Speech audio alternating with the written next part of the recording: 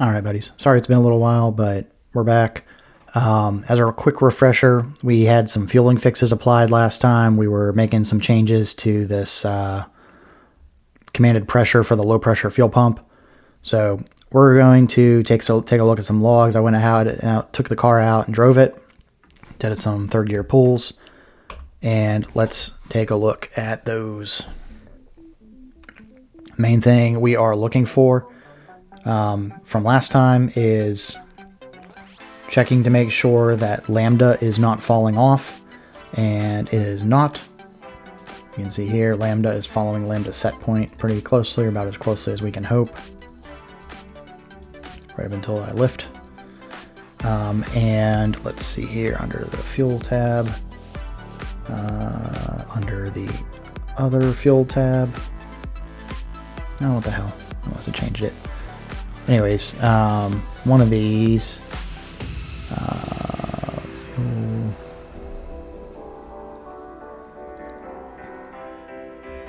Oh wait, there it is. The DI set point. So the yellow and the green lines right here, they are following each other like they should all the way up until, lifting off the throttle. So that is perfect. So that is good to go. So now that we have all like the really basic stuff out of the way, now we're going to start throwing a few more things at the tune, but let's take a look at this, continue looking at this log real quick. Things I typically go straight for on this like default tab is my torque limiters. So we can see the torque limiter being logged is 0. That means there's nothing that's stepping in and keeping power from being made. So we're not hitting like turbo RPM limits or anything like that anymore. I can see that there is a little bit of knock. That is going to be its own topic. I'm going to actually break off this video to do that specifically afterwards. But some other things I'm looking at are the fueling, to make sure that lambda is good. I typically start from the front of the car and go to the back because that's where problems start to show up. Your fueling problems will typically first show up as an increased injector pulse width DI. And we can see that it's not spiking or anything up high. This spike down low coincides with a combustion mode change. So, and I forget the specifics, but it's going from combustion mode 2 to 0. I want to say that it's like 2 pulse to 1 pulse, or 1 pulse to 2 pulse, or something like that. I forget the specifics of it, but bottom line, that change is perfectly normal.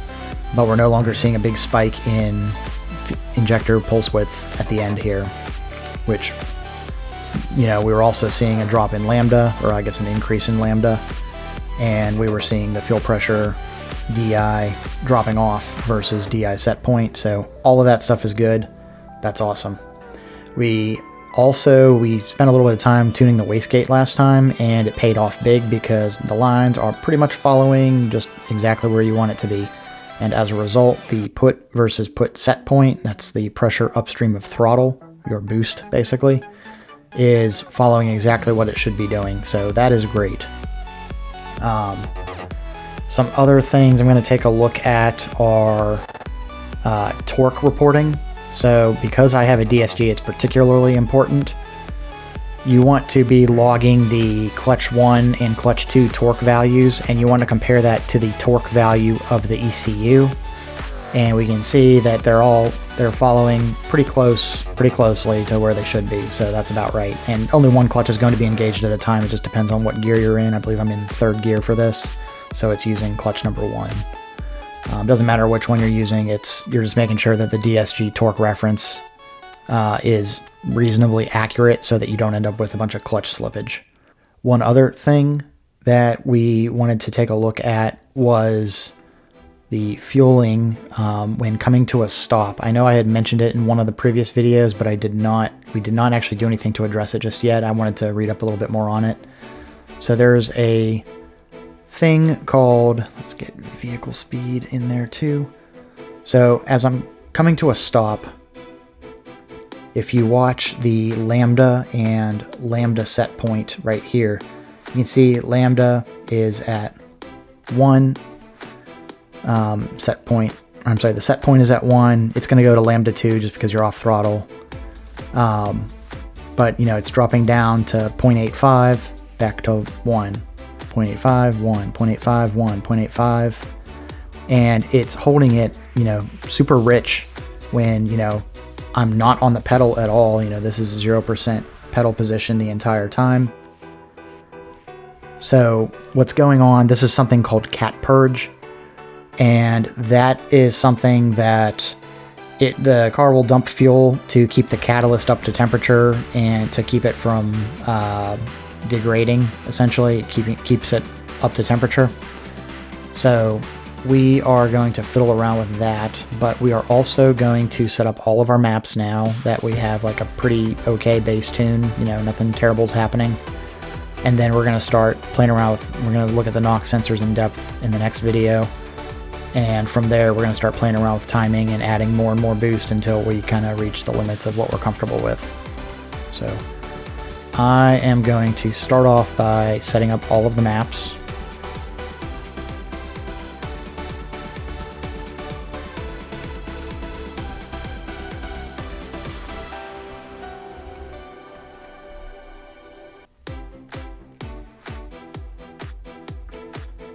So we're just going to up the boost across the board about 200.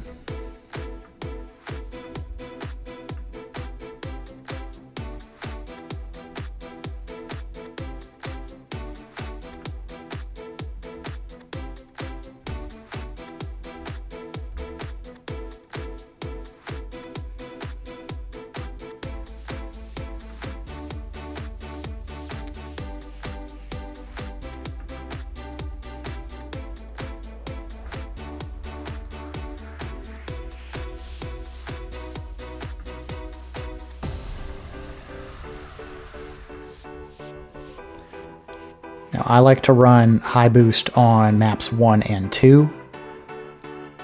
Map 2 is going to have less aggressive timing, so this one I'm going to leave the spark modifier at 0. But map slot 1, we're going to add a little bit of timing. Let's go back to the log and see about where we should do that. Oh, it helps if we have a third gear pull open.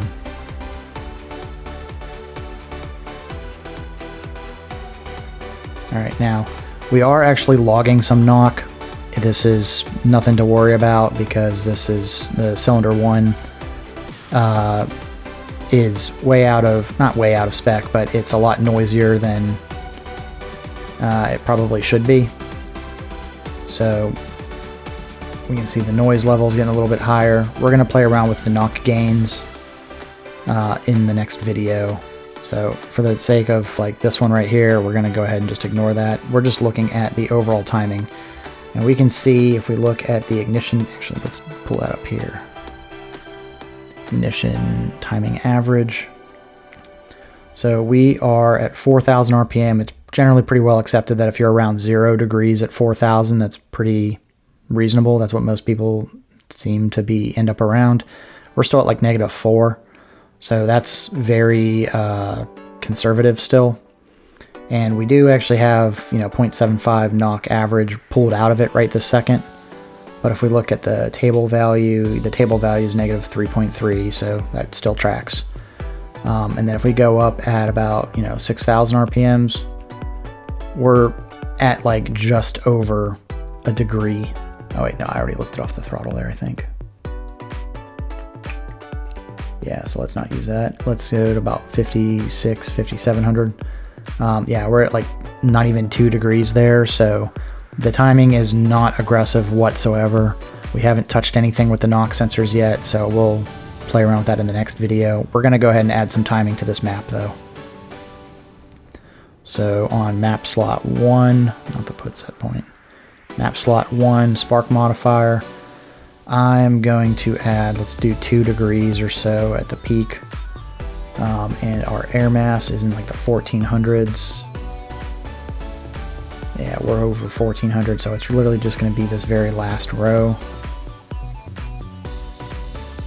So we'll add about 2 degrees from here over.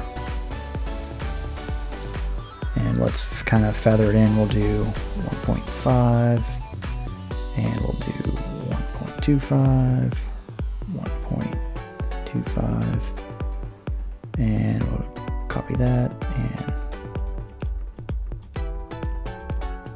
all right, so we will save that. Our spark modifier, it's 1.87 degrees added, so there we go. That's our spark modifier map, so that's going to add this amount over the base timing. And what I typically do, I like to copy this table, and this aggressive timing is also going, I say aggressive like in air quotes, is also going to go to map 3, and we'll save that. And map slot 1, remember we added more boost to it. We're going to tone that down a little bit on map slot 3. Put set point. Let's copy these values over as a baseline.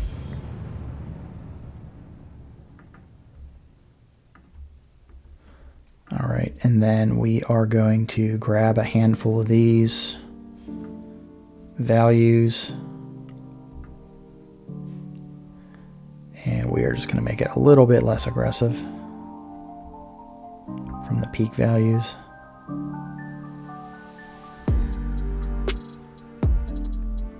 $27.71. That's not really a huge change. Let's go ahead and we'll just lower everything by about, let's do minus 50 more. Take a look at that. All right, so very smooth boost curve. Save that. And we're going to take this same boost curve and we'll copy it to slot 4 as well. All right, so we'll save that. And then again, the spark modifier for map 4 is going to be less aggressive. So yeah, that's what we're doing there. Map slot 5. Take a look at the put set point. Let's paste those values in there. And let's just make it a flat 2000 all the way across. And we'll leave it at that. So, relatively weak tune. And we can actually, we'll go down to about 1500 there. And we'll taper that down from about 5000. So we'll highlight those. Go interpolate on the x-axis, execute, and so now we have a smooth drop off and boost, and we'll just kind of manually smooth that right there.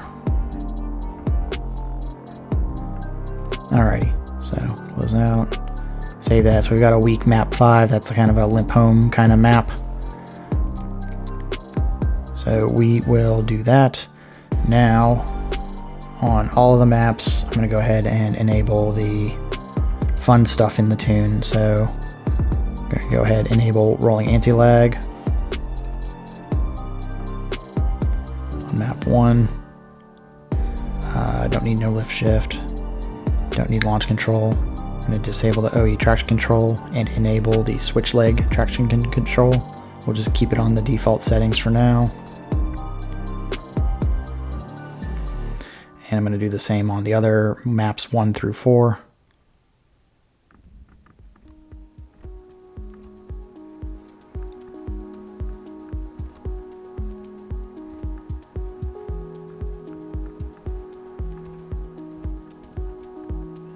All right, and I'm not going to even bother changing anything on map 5. We'll just leave that because it's just a limp home map. In the map switching stuff, let's take a look at some of these. Under the knock thing, we can set the thresholds for when the check engine light starts blinking. So if the knock average goes over negative 1.88, it'll blink, or if it's more than 3 degrees on any single cylinder. So I'll just go ahead and leave it on that. set additional blink time, so it'll blink for 10 seconds it looks like. Or, I'm sorry, 1 second. 100 milliseconds, I think. Yeah, we'll just leave that, whatever. Alright, so let's open up the traction control. Make sure that these are all reasonable values. Okay, yeah, and if you have like all zeros or like really weird numbers in there, like all nines or something like that, there might be something wrong with your tune. Or you might have the wrong XDF, the definition file. So, alright, so that stuff is all good. Let's go ahead, we'll save that. Alright, now, in order to do the cat purge stuff, we're going to pull out the all XDF. This is the really big one. Alright, so we're going to search for a few things. We're going to be looking for LC_cat purge in the description. Alright, so if you have a catless downpipe, you're disabling this is easy. There's this calibration flag to force the cat purge to be inhibited. You would just change this to a 1. Because I have a catted downpipe, I don't want to kill this function entirely. So we're going to look for lambda, set point, delta. Alright, lambda set point shift of catalyst purge function. There are 2 of these tables. One of them deals with like as you're coming to a stop, and one of them deals with like when you're lifting off the throttle, if I recall correctly. Now you remember how it was dropping to -0.8, or it was dropping to 0.85 lambda. That's because the modifier here is 0.15, so that's what it's removing from the lambda for the when it's cycling through the cat purge. And then these other ones here, depending on conditions and stuff, I'm honestly not 100% sure of what this axis even is, but I know that I need to cut these values down some. So what I'm going to do is I'm going to load up the stock R file for comparison using the compare tool, and I'm going to take a look at this, and it actually has different values than the GTI calibration does. So I think what I'm going to do is just snag these values and paste them in, and do the same for this one for now, with the exception of I'm going to take these values and I'm going to offset them. I'm going to do -0.03.